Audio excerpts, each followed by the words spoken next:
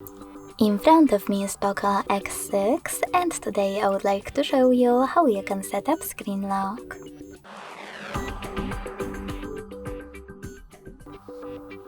Begin by opening settings and scrolling down to access passwords and security. Then click on screen lock and tap on one of those login methods: pattern, PIN or password. Now select Got It at the bottom right corner and create your login method. Following that, repeat it to confirm it and choose Confirm at the bottom right corner. If you want to add a fingerprint right away, hit Add in the pop-up and follow all of the instructions from your screen. If you don't want to do it, select Cancel.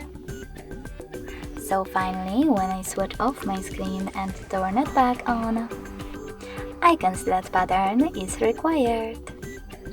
Thanks so much for watching. If you enjoyed this video, leave a like, comment and subscribe. Bye!